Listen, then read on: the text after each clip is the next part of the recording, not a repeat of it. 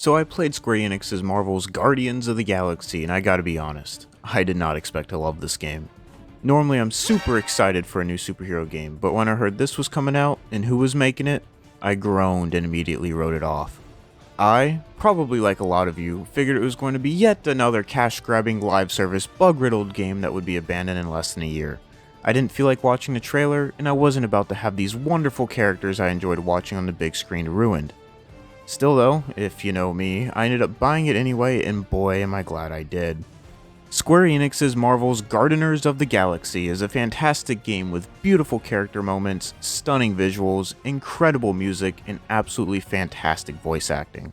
This game is just so full of heart and passion, and I believe it is Square Enix's way of apologizing for Avengers. So if you haven't played this game, then what are you doing? Close out of those 40 million Chrome tabs, turn down the lights, put on your headphones, and boot up the game. Don't let me ruin it for you, okay? Okay, now let's get on with the video. The thing that makes this game so special is how weirdly relatable this group of space pirates are, how vulnerable and human they are.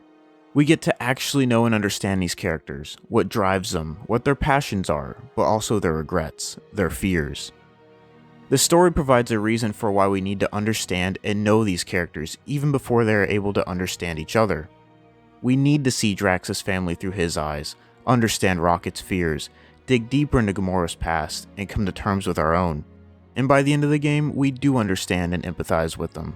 It's crazy how naturally we are able to come to feel for and understand these characters through just simple conversation, when we are traveling through space, riding on glowing hands through different dimensions, and battling gods. It's unbelievable how character-focused this game is when it could have easily been just another fancy light show with impressive ray tracing and endless button mashing.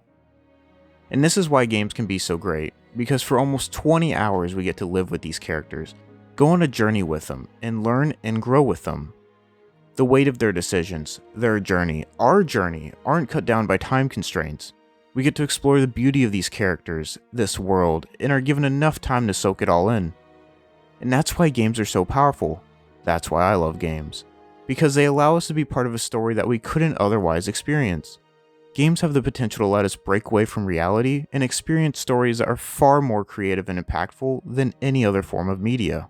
Alright, time out. Time for a little story about me. I promise this is relevant. In case you didn't know, I'm a big superhero fan. It doesn't matter if it's games, books, movies, TV shows, I love it all. I always have. The first movie I ever remember watching was Sam Raimi's Spider-Man. I watched it so many times that our DVD player broke. My parents had to go out to the store and buy a new one just so I could continue to enjoy my favorite movie. I used to wake them up every Saturday morning just so I could catch the latest episode of Power Rangers, and I would beg them to record it for me so I could rewatch them again and again. Even to this day, I still head out to the movie theaters for the latest MCU movie or buy the newest game. But I never really understood why I liked them so much. Not until after playing this game. After this game, I finally asked myself why. Why do I love superheroes? Why are they so special? And why do they mean so much to me? When I was little, I think it's just because I thought they were cool. But now, it's something else. I always tear up in scenes like this, and this, and this. And you wanna know why? It's because superheroes are about bringing the best out of people. Bringing people together, and looking after each other. And that's exactly what Guardians of the Galaxy is all about.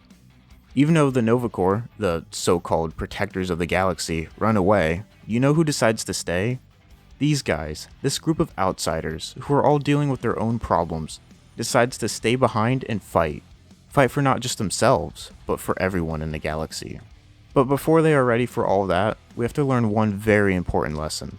A lesson that I needed to be reminded of, and that is... Sometimes, to do what's right, we have to be steady and give up the thing we want the most. Even our dreams. Let's start with Drax and Gamora, because those two stood out to me the most. At the beginning, and throughout most of the game, Drax is extremely distrustful of the rest of the team. He doesn't care at all about Rocket. He's willing to just throw him across deadly cliffs and often calls him rodent or beast. He doesn't say much about Groot or Peter, except calling Groot tree and thinking that Peter is incompetent as a leader. But lastly, he hates Gamora the most. Seeing her as a traitor and a murderer who has somehow placed a spell on Peter for allowing her to join the team. At one point during the story, Drax is shown that he could have his old life back. The life he had before Thanos, the Mad Titan, brutally murdered his wife and daughter. And let's be real, No one would be able to resist that. I don't care how strong you are. Yet Drax chooses to hear out Peter after being pestered by his friends, and we get this scene. Peter Quill, my family is gone. What sits before me? I don't know. But it's not real. And it ain't good. It is a perversion, fed by desperation.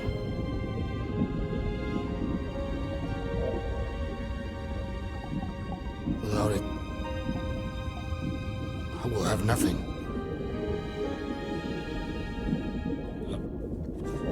I cannot be alone again. You're not alone, man. We're here for you. We've all lost someone, Drax. But it gets easier if you surround yourself with the right people. I am Groot. Groot said some mushy stuff. Let's just pretend I said it too. We're a team. Papa? Are you okay? Join us, Drax. It's not her.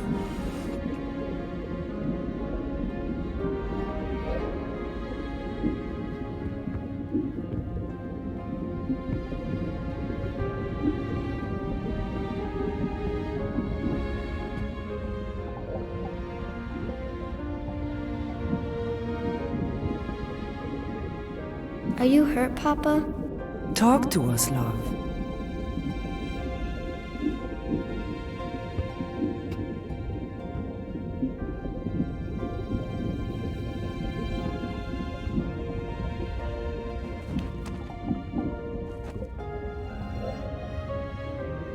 I will cherish the time that we had, and not resent the time that we lost.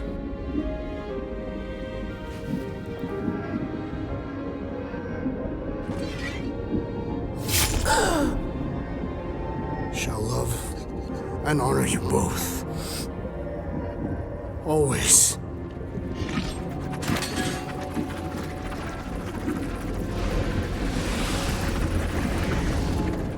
But after being saved by the other Guardians, he starts to change, and we get this scene.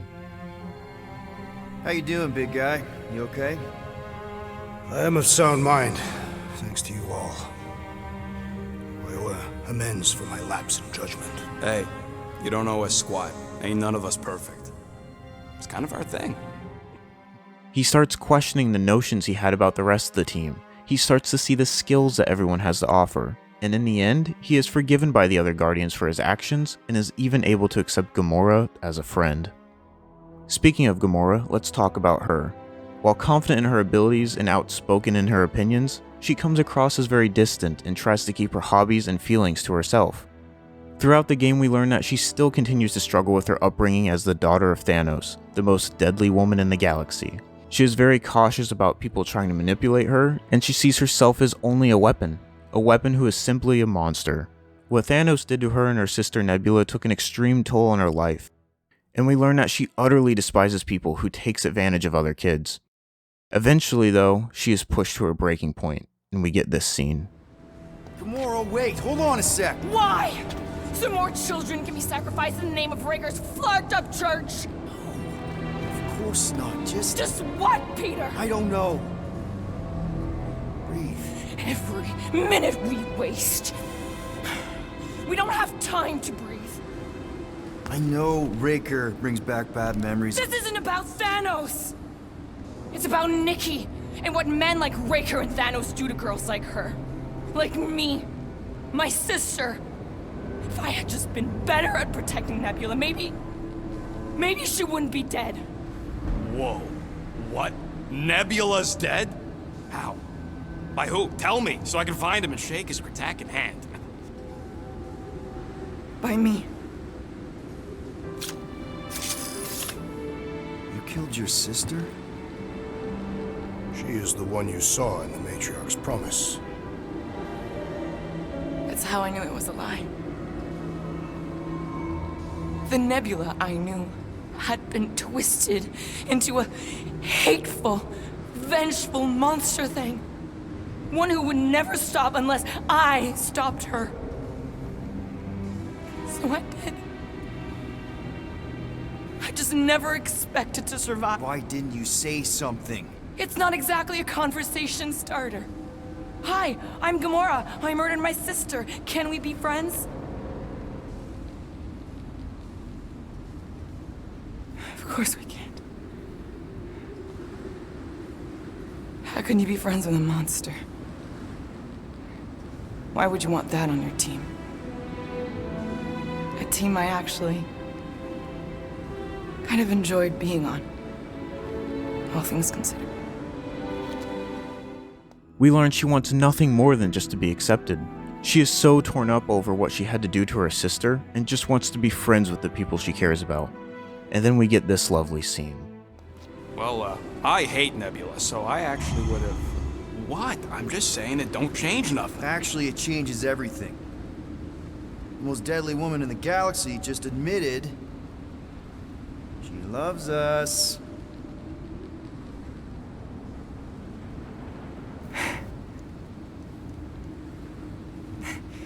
I did not. You did. You said you were in love with us right after the part about killing your sister. I said I enjoyed your company. That is the Catathian definition of love. Like. I'll give you like. Can we just move on? Agreed. That's about all the love fest I can take.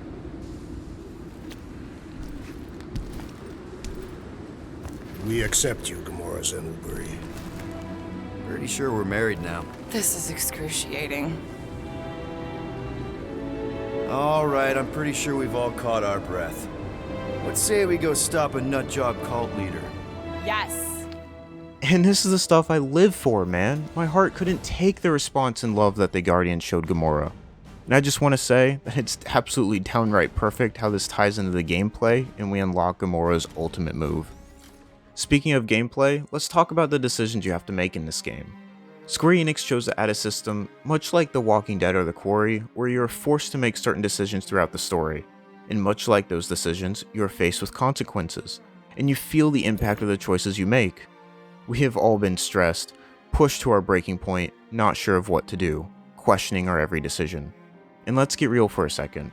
Much like our heroes, I've been struggling with making decisions, pushed to my breaking point, and have let people down even if I didn't mean to. Currently I'm struggling to find a job, trying to find a way to support myself, and I just don't know what to do. I've been questioning every decision I make, why I even went to school, and I just feel lost. Watching the people around me grow more and more successful as I fall further and further behind. But it's games like this, games like Guardians of the Galaxy that gives me hope, because I too feel like an outsider. Just like this weird, diverse group of otherworldly beings, at the end of the day, they are all just human. They are just like me, and just like you. They make mistakes, they make bad decisions, deal with consequences, and suffer from loss. Marvel's Guardians of the Galaxy may not be the best game ever created, but it tells a story that is both heart-filled and full of passion. A story I needed to experience. And at the end of the day, that's what's important. Superhero stories should be there to inspire us to be better, to never give up hope, and to always get back up, as we constantly get beat down by the cruel world we live in. Marvel's Guardians of the Galaxy is a game that prioritizes emotion and character development over everything else. While the gameplay is action-packed and the soundtrack is great, it's moments like this that truly make me feel something real. I felt all the heart and passion that went into this game, and I'm truly thankful for this experience.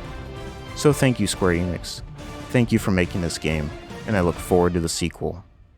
Hey, if you stuck around to the end of the video, then thank you so much for watching.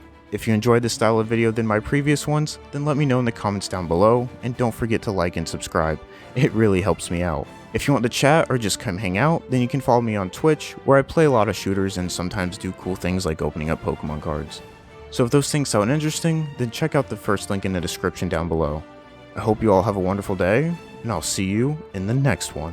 So lucky. You're so lucky. You're actually so lucky. I think it's called being good at the game. Just because that one play, he now thinks he's amazing at Jet. Defenders win. Cheers, bud. You have a good night. Hey, GG, you too, man. I hope you enjoy your cereal.